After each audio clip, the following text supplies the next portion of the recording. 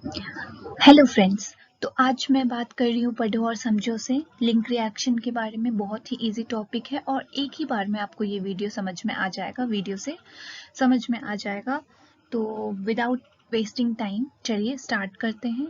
और ये बहुत ही छोटी है, क्लियर एंड कट है टॉपिक, बहुत ही इजी है, बहुत आसानी से आपको समझ में आ जाएगा, ट्रस्ट मी। तो चलिए स्टार्ट करते हैं। स्टार्ट करने से पहले मैं आपको लिंक रिएक्शन के इंट्रोडक्शन के बारे में बताऊंगी, ठीक है।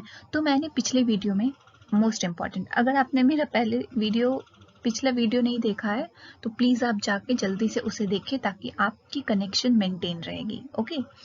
तो लिंक रिएक्शन पढ़ने से पहले मैंने बताया था ग्लाइकोलाइसिस के बारे में।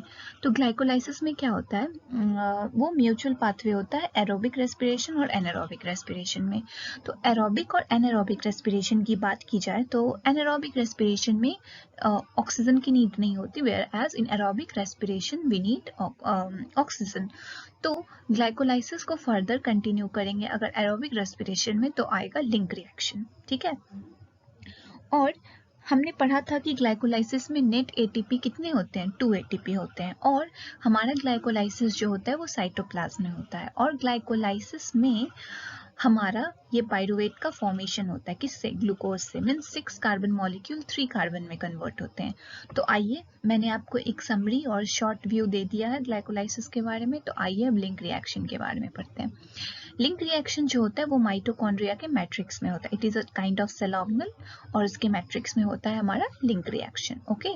और ग्लाइकोलाइसिस में 2 एटीपी था और टोटल एटीपी अब यहाँ पे लिंक रिएक्शन में 6 एटीपी है। तो अगर कोई पूछे कि लिंक रिएक्शन और ग्लाइकोलाइसिस टोटल करके कितने एटीपी होते हैं तो 8 एटीपी का फॉर्मेशन होता है। Now what I am going to say is that 3 carbon pyruvate की जो फॉर्मेशन हुई थी वहां पे एक ग्लूकोज मॉलिक्यूल से 2 पाइरुवेट की फॉर्मेशन हो रही थी। तो यहाँ पे 3 कार्बन पाइरुवेट जो होता है वो चेंज हो जाता है एक एसिटाइल कोएंजाइम में जो कि 2 कार्बन की कंपाउंड है, ओके। और यहाँ पे होता है ऑक्सीडेटिव डीकार्बोक्सिलेशन। ऑक्सीडेटिव का मतलब है जहाँ पे ऑक्सीडेशन हो रहा है। Oxidation means removal of hydrogen from the substrate.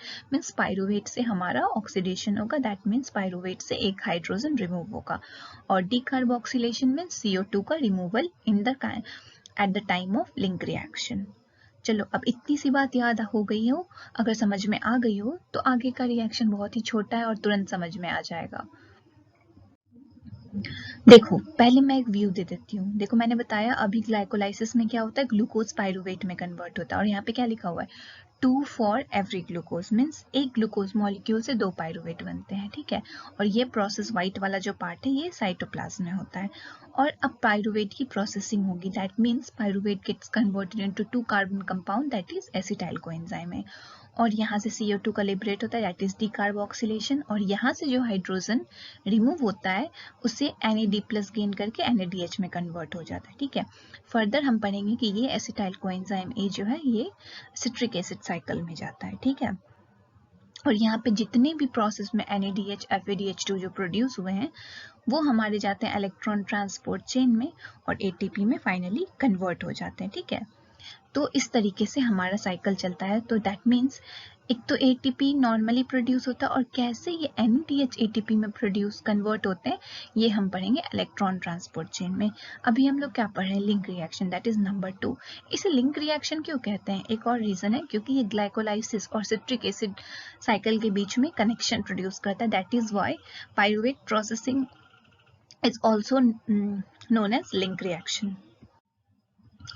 अब देख लो भाई लिंक रिएक्शन क्या होता है। मैंने क्या बताया था, लिंक रिएक्शन में ऑक्सीडेटिव डीकार्बोक्सिलेशन होता है। दैट मीन्स अगर एक पाइरुवेट मॉलिक्यूल है वो एक हाइड्रोजन लिबरेट करता है तो ये हमारा NAD+ जो है उस हाइड्रोजन को एक्सेप्ट करके NADH में कन्वर्ट हो जाता है। दैट मीन्स पाइरुवेट की तो हो गई ऑक्सीडेशन और सामने वाला जिसने ये हाइड्रोजन एक्सेप्ट किया उसकी क्या हो गई, रिडक्शन, ओके। तो पाइरुवेट ऑक्सीडेशन हो गई और यहाँ पे यूज होता है कोएंजाइम A। और कोएंजाइम A की हेल्प से पाइरुवेट एक CO2 भी लिबरेट करता है, तो यहाँ हो गई डीकार्बोक्सिलेशन। तो एक पाइरुवेट मॉलिक्यूल जो कि 3 कार्बन कंपाउंड का है, it gets converted into 2 carbon acetyl coenzyme A। और मैंने क्या बताया था कि ग्लाइकोलाइसिस के टाइम एक ग्लूकोज मॉलिक्यूल 2 पाइरुवेट में बनता है। तो 2 पायरुवेट बनाने के लिए कितने NAD+ की जरूरत होगी? 2 CO2, 2 कोएंजाइम है और 2 एसिटाइल कोएंजाइम है। आ गई बात समझ में? और जब हम इलेक्ट्रॉन ट्रांसपोर्ट पढ़ेंगे तो एक इंपॉर्टेंट सी बात याद कर लो कि एक NAD+ से 3 ATP का फॉर्मेशन होता है जब वो इलेक्ट्रॉन ट्रांसपोर्ट में जाता है।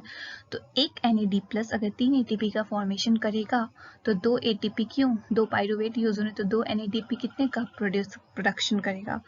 6 ATP। तो हो गई ना लिंक रिएक्शन में टोटल ATP 6। तो अगर कोई पूछे लिंक रिएक्शन और ग्लाइकोलाइसिस में कितने ATP प्रोड्यूस होते हैं, तो total 2 ATP in glycolysis and 6 ATP in link reaction, that is total of 8 ATP। Thanks for watching. अगर आपको मेरा वीडियो अच्छा लगा तो subscribe to my channel for more latest updated video.